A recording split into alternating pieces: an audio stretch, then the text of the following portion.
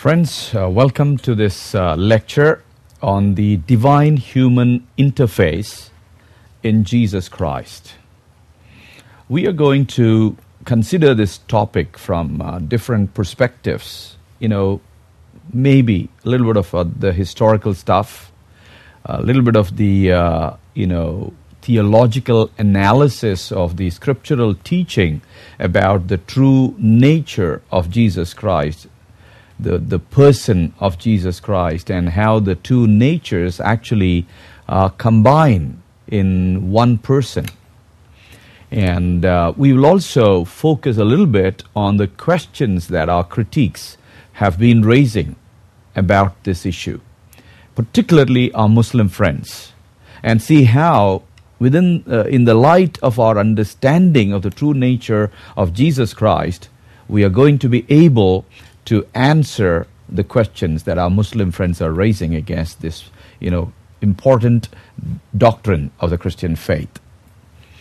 By way of introduction, I'd like to say that since the time John the Apostle wrote the famous words in John's Gospel, chapter 1, verse 14, "The Word became flesh and dwelt among us," there have been many theological reflections and explanations of the coming together of the divinity and humanity in Jesus Christ.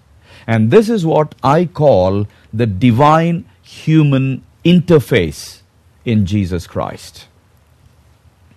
The biblical teaching and orthodox Christian view about the person of Jesus Christ can be summarized in one sentence.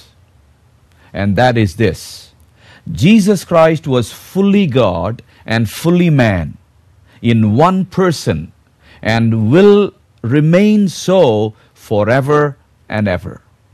So what we are saying is that when the Word, which is a title for the second person of the Holy Trinity, God the Son,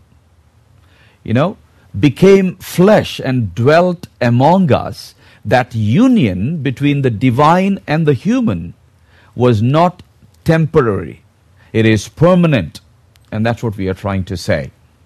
But when we make a claim like this, many questions arise, both for the believers, both for Christians and non-Christians, both for those who have held this belief and those who are skeptical about it. A number of questions have been raised in the literature. A number of questions have been raised in, dialogues, debates, and one-on-one interactions with friends from other faiths, particularly the Muslim friends, and even the skeptics. Some of the questions that I have encountered are these. What does it mean to say that one person is both God and human? How can Jesus be both divine and human at the same time? Isn't this a contradictory claim? Does it not violate the law of non-contradiction? Is it possible for the deity to unite itself with humanity at all? Or how can deity with all its perfections unite with humanity, with all its limitations and imperfections, in a single integrated person? How did the two natures operate in Jesus? How did Jesus have two distinct natures? Is it possible? Did he really have two distinct natures, two wills, one finite and one infinite, two centers of intelligence and two centers of conscience or consciousness rather? One is fallible and the other is infallible. Or did he have only one nature, one will, and one center of intelligence, and one center of consciousness? These are some of the most important questions that I have encountered in my dialogues and debates and interactions with friends.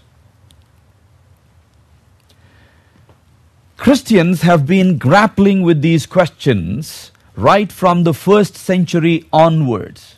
And many skeptics and critics have raised other questions, and some of them are very rude. And many Christians are, at a loss to understand as to how those questions could be understood and answered. For example, some of the Muslim friends raise questions like this: does God need to eat? Does God need to drink? Does God need to rest? And does God need to sleep? And the obvious answer any average Christian or any average person would give is no. And then they would go on to say, but Jesus did all these, and you still believe that Jesus was God. How can it be? And, most of the Christians think this question is so tough and they don't have the answer. And probably some of them even think that there are no answers for these questions. Does God need to go to toilet? They ask very rudely. And generally they say no. Why? Because there's a general belief that God is spirit.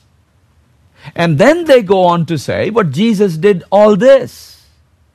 And how can you still believe that Jesus was God? You must be out of your mind to believe that God could limit himself and dwell in a mere human entity. And so they just go on and bombard Christians with any number of questions. All these questions that I have now shared with you and many other questions are related to the issue of who Jesus was, who Jesus is.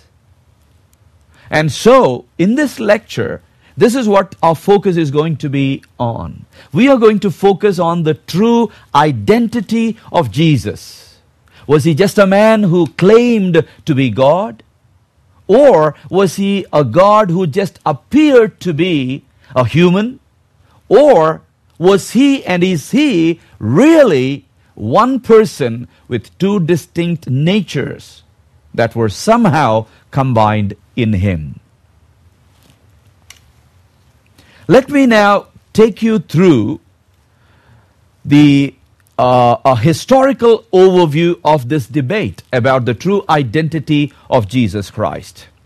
The first several centuries of the Christian era witnessed fierce debates about the person of Christ, his nature and identity, and the debate that continued to rage throughout the centuries is very relevant for us even today in the 21st century.